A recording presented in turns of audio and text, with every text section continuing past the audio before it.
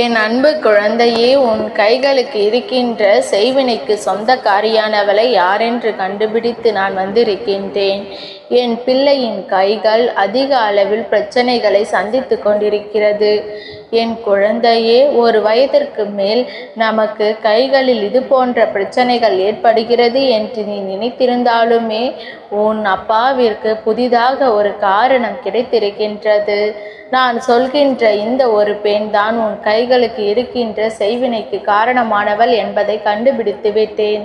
யாரென்று நான் உனக்கு சொல்கிறேன், நீ என்னவென்று கேட்டு தெரிந்து கொள். மற்றபடி அவளுக்கு என்ன செய்ய வேண்டுமோ அதை உன் அப்பா நான் செய்து விடுகின்றேன். என் குழந்தையே, உன்னை சுற்றி என்ன நடக்கிறது என்பதனை நான் உனக்கு சொல்ல வேண்டிய காலகட்டம் வந்துவிட்டது. உன்னோடு நான் இருக்கின்ற இந்த நேரம், உன் அப்பா உன்னோடு பயணிக்கின்ற இந்த தருணம், இந்த வாழ்க்கையில் என்ன நடந்தாலும் அதை என் குழந்தை சரியாக புரிந்து கொள்ள வேண்டும்.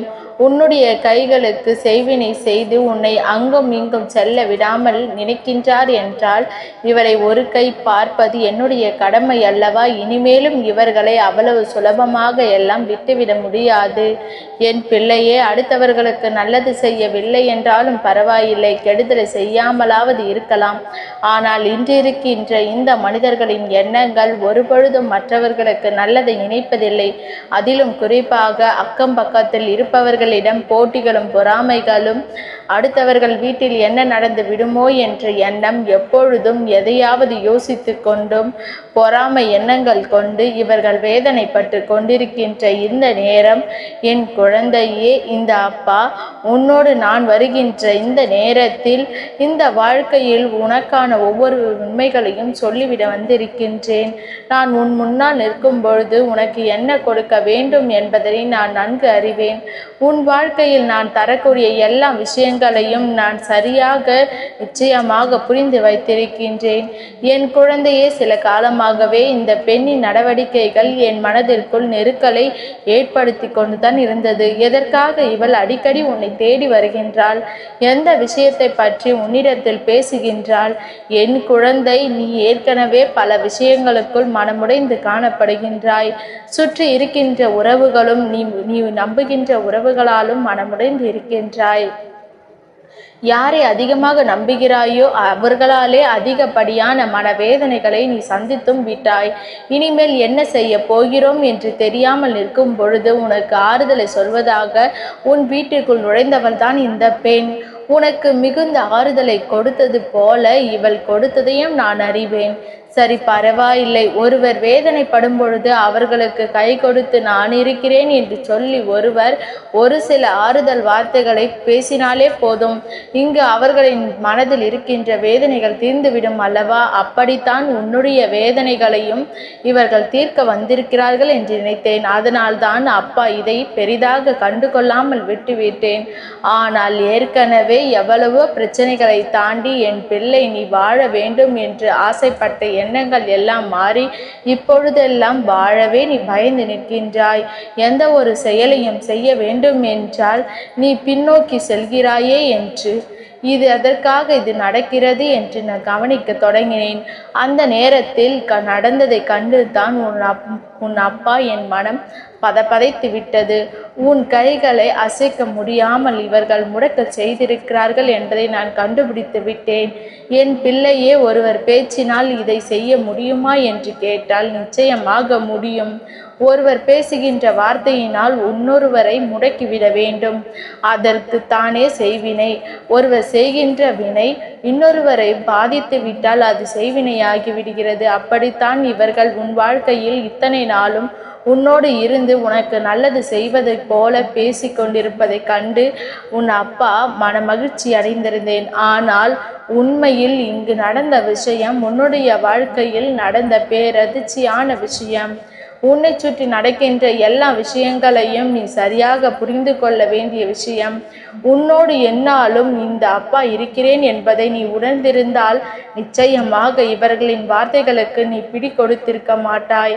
ஒவ்வொருவரும் சொல்கின்ற வார்த்தைகளை எல்லாம் நாம் கேட்டு தெரிந்து கொண்டோமானால் இந்த வாழ்க்கை நம்மை எங்கோ கொண்டு சேர்த்துவிடும். நம் மனதிற்கும் மனசாட்சிக்கும் எது சரி என்று தோன்றுகிறதோ அதை மட்டும்தான் நாம் ஏற்றுக்கொண்டிருக்க வேண்டும். இதை என் குழந்தை, இப்பொழுது நீ சரியாக புரிந்து கொள்ள ஆரம்பித்து விட்டாய் அல்லவா? உன்னை சுற்றி என்னவெல்லாம் நடக்கிறது என்பதை நீ உணரத் தொடங்கிவிட்டாய் அல்லவா? எதை தேடியும் இந்த வாழ்க்கையில் நாம் எந்த ஒரு நன்மைகளையும் பெற முடியாமல் தவிக்கும் பொழுது, இந்த சூழ்நிலைகள் நமக்கு என்ன கொடுக்கும், ஏது கொடுக்கும் என்றெல்லாம் நினைத்து என் குழந்தை எண்ணி நீ கலங்கி நின்றதும் கலக்கம் கொண்டதும் போதும். இனி நடக்கக்கூடிய விஷயங்கள் எதுவாக இருந்தாலும் அதற்காக நீ வருத்தப்பட்டு நிற்க வேண்டிய கட்டாயம் உனக்கு ஒரு நொடி பொழுதிலும் ஏற்பட போவதில்லை. என் குழந்தையே, இந்த அப்பா உனக்கு சொல்ல நினைக்கின்ற விஷயங்கள் 1000. ஆனாலும் எல்லாவற்றையும் ஒரே நேரத்தில் நான் உனக்கு சொல்லி கொண்டிருந்தால் அதை உன்னால் தாங்கிக் கொள்ள முடியாது. உன்னை சுற்றி நடக்கின்ற விஷயங்களை நீ எப்பொழுதும் சரியாக புரிந்து கொள்ள தயாராக இரு. ஏனென்றால் உன்னை அடுத்த நிலையை நோக்கி நகர விடாமல், எந்த ஒரு செயலையும் செய்ய விடாமல் ஒருவர் தடுத்து நிறுத்த முடியும் என்றால் உன் பக்கத்தில் பல குறைகள் இருக்கிறது என்பதனை நீ முதலில் தெரிந்து கொள். உன்னால் எதுவுமே செய்ய முடியாத அளவிற்கு இது போன்ற செயல்கள் உன்னை சுற்றி நடக்கிறது என்றால் இதையெல்லாம் நீ எப்பொழுதும் கவனித்து கொள்ள வேண்டும் என்பதை நீ புரிந்து நடந்து கொள்ள வேண்டும். என் பிள்ளையே, நமக்காக இந்த வாழ்க்கையில் நடக்கின்ற அத்தனை மாற்றங்களையும் நாம் சரியாக புரிந்து கொண்டு தான் இருக்கிறோம். நம்மை தேடி வருகின்ற எல்லா உண்மைகளையும் நாம் தெளிவாக தெரிந்து கொண்டிருக்கிறோம். அப்படி இருக்கும் பொழுது ஒருவர் பேசுகின்ற வார்த்தைகளை நீ எந்த நம்பிக்கையில் உன் வாழ்க்கையாக ஏற்றுக்கொள்ள நினைத்தாய்? ஏற்கனவே பட்ட ஏமாற்றங்களும் ஏற்கனவே நீ சந்தித்த துரோகங்களும் போதாதா? புதிதாக ஒருவர் வருகிறார், ஆறுதலை கொடுக்கிறார் என்பதற்காக அவர்களை நம்பி மீண்டும் பல இன்னல்களுக்குள் நீ சிக்கி விடலாமா? மீண்டும் பல கஷ்டங்களை நீ தாங்கிக் கொள்ளலாமா? என் பிள்ளையே, அப்படித்தான் இப்பொழுது உனக்கு நடந்து விட்டது. வந்தவள் என்ன செய்கிறாள் தெரியுமா? என் பிள்ளையே, நீ என்னென்ன விஷயங்களை எல்லாம் இந்த வாழ்க்கையில் உனக்கு கஷ்டம், கவலை என்று அழுது புலம்பினாயோ அத்தனை விஷயத்திற்கும் எதிர்மறையான ஒரு தீர்வை உனக்கு கொடுத்து விட்டாள்.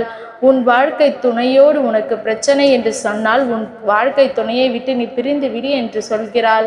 உன் குடும்பத்தில் ஒரு சண்டை என்று சொன்னால் அந்த சண்டையை பெரியதாக்குவதற்கு உனக்கு என்னவெல்லாம் சொல்லிக் கொடுக்க வேண்டுமோ அதையெல்லாம் செய்து கொண்டிருக்கின்றாள். அது மட்டுமல்ல, நாம் இந்த நிலையிலிருந்து மீண்டு தனித்து வாழ வேண்டும், தன் சொந்த காலில் நிற்க வேண்டும் என்று சொன்ன அந்த வார்த்தைக்குத்தான் அவள் கொடுத்த பரிசு உன்னால் எதையுமே செய்ய முடியாத ஒரு நிலை. அதாவது அவள் பேசிய வார்த்தைகள் உன் மனதை அப்படியே நோகடித்து விட்டது. இத்தனைக்கும் பிறகு நீ எங்கு சென்று எப்படி பிழைக்கப் போகிறாய்? நீ உன் வேலையை பார்த்து கொண்டிரு. நீ ஒருபொழுதும் முன்னேறிவிட மாட்டாய். நீ இதையெல்லாம் செய்தால் சுற்றி இருப்பவர்கள் உன்னை தவறாக பேசுவார்கள். நீ செய்கின்ற காரியங்களில் எல்லாம் உன்னை குறை சொல்வார்கள். உன்னை மற்றவர்களோடு ஒப்பிட்டு பார்த்து விடுவார்கள். உன்னை அவமானப்படுத்தி விடுவார்கள் என்று சொல்லி உன்னுடைய கைகளை இவர்கள் முடக்கி விட்டார்கள். நீ ஒரு மிகப்பெரிய வெற்றியை நோக்கி பயணிக்க வேண்டும் என்று நீ வீறு கொண்டு எழு நினைத்த உன்னால் எதையுமே செய்ய முடியாது என்று சொல்லி உன்னை முடக்கியவர்கள் இவர்கள் அல்லவா? உன்னை எந்த வேலையையும் செய்ய விடாமல் உனக்கு எந்த உண்மைகளையும் தந்து விடாது. உன்னோடு பேசிய 1 மணி நேரத்திலேயே உன் மனதை ஒட்டுமொத்தமாக மாற்றி உன்னை இந்த சூழ்நிலையை விட மோசமான சூழ்நிலை செல்வதற்கு என்னென்ன செய்ய வேண்டுமோ அதையெல்லாம் சரியாக தன் பேச்சிலேயே சொல்லிவிட்டு சென்று விட்டார்கள். இதுக்கெல்லாம் சேர்த்து வைத்த உன்னுடைய வாழ்க்கையில் நடக்கின்ற இந்த விஷயங்களை என் குழந்தை என்னவென்று புரிந்து கொள்ள வேண்டும். உன்னோடு நான் என்றும் இருக்கிறேன் என்பதை நீ புரிந்து கொள்ளும் பொழுதுதான் இந்த வாழ்க்கை உனக்கு நடத்துகின்ற அத்தனை அற்புதங்களையும் நீ நிச்சயமாக என்னவென்றும் ஏதுவென்றும் புரிந்து கொள்வாய். என் குழந்தையே, எல்லா நேரத்திலும் நம்மோடு பேசுகின்றவர்களிடத்திலும் பழகுபவரிடமும் நாம் எதையும் சொல்ல வேண்டும் என்ற அவசியம் கிடையாது. நமக்கு நல்லதை சொல்கின்றவர்களும் அதில் இருக்கிறார்கள். அதாவது அந்த பிரச்சனையிலிருந்து நம்மை மீட்டு கொண்டு வருபவர்களும் இங்கு தான் இருக்கிறார்கள். அந்த பிரச்சனையிலேயே நம்மளை சிக்க வைத்து நம் வாழ்க்கையை அழிக்க நினைப்பவர்களும் இங்கு தான் இருக்கிறார்கள். என் பிள்ளையே, இதையெல்லாம் நீ என்னவென்று தெரிந்து கொள்ள வேண்டிய காலகட்டம். உன்னை சூழ்ந்து வருகின்ற எல்லா நிலையிலும் உனக்கு என்னவாகும் என்பதை நீ புரிந்து கொள்ள வேண்டிய காலகட்டம். இனி உன்னோடு நான் இருக்கின்ற நேரம் வரை உனக்கு இந்த வாழ்க்கை என்ன கொடுக்கும், ஏது கொடுக்கும் என்பதனை நீ தெரிந்து கொள்ள வேண்டிய காலகட்டம். எந்த நிலையிலும் என் பிள்ளை எதையெல்லாம் உணர்ந்து நீ சரியானபடி இந்த வாழ்க்கை பாதையில் பயணிக்க தொடங்கியிருக்க வேண்டும் என்பதனை நீ மறந்து விடாதே. என் குழந்தையே, அப்பா சொல்வது உனக்கு புரிகிறது அல்லவா? யாரோடு பேசுகிறோம், எதை பற்றி பேசுகிறோம் என்று உனக்கு சிந்தனைகள் இருக்க வேண்டும். நாம் இவர்களிடத்தில் எல்லா விஷயங்களையும் சொல்லிவிட்டாலும் இவர்களிடத்தில் நமக்கு தீர்வு கிடைக்கும் என்று எந்த நம்பிக்கை இருக்கிறது? அதனால் எந்த ஒரு செயலையும் மற்றவர்களிடத்தில் நீ பகிர்ந்து கொள்ளாதே. உன்னுடைய வாழ்க்கையில் உன்னுடைய துணையும் உன்னுடைய குடும்பத்தில் இருப்பவர்களும் உனக்கு பிரச்சனைகளாக இருக்கிறார்கள் என்றால் அவர்களிடத்தில் பேசி தீர்க்க முடியாத ஒரு பிரச்சனையாக இருக்கும் பட்சத்தில் அதை தெய்வத்திடம் சென்று முறையிடு. வேறு யாரிடமும் ஒருபொழுதும் சொல்லிவிடாதே. வேறு யாரிடத்திலும் சென்று உன் வாழ்க்கையில் இருக்கின்ற கஷ்டங்களை பற்றி நீ பகிர்ந்து கொள்ளாதே. ஏனென்றால் உன்னை ஏற்கனவே அவமானப்படுத்த துடித்து கொண்டிருக்கின்ற இந்த மனிதர்களுக்கு மத்தியில் உனக்கு ஒரு கஷ்டம் ஏற்பட்டுவிடக்கூடாது என்பதில் நீ மிகுந்த கவனத்தோடு இரு. எந்த நேரத்திலும் உனக்கான எல்லா விஷயங்களையும் நீ சரியாக புரிந்து கொள்ள வேண்டும் என்பதனை நீ உணர்ந்து விட்டால் போதும். இந்த அப்பா நானிருந்து உனக்கு கொடுக்கின்ற இந்த மாற்றங்களை எல்லாம் நீ சரியாக உணர்ந்து உன்னை தேடி வருகின்ற எல்லா உண்மைகளையும் நீ நிலையாக தெரிந்து கொண்டு சந்தோஷமாக இருக்கும் பட்சத்தில் உனக்கு வேண்டி விரும்பி நிற்கின்ற எல்லா விஷயங்களுமே உறுதியாக உன் கைகளில் கிடைக்கும் என்பதனை நீ தெரிந்து கொள்வாய். உன் அப்பாவின் அன்பு எந்த சூழ்நிலையிலும் உன்னை காப்பாற்றும். என் பிள்ளையே, இந்த அப்பாவின் ஆசீர்வாதங்கள் என் பிள்ளைக்கு என்றென்றுக்கும் கிடைத்து கொண்டே இருக்கும். நிச்சயம் உனக்கு நல்லதே நடக்கும். என்றும் உனக்கு துணை இருப்பேன்.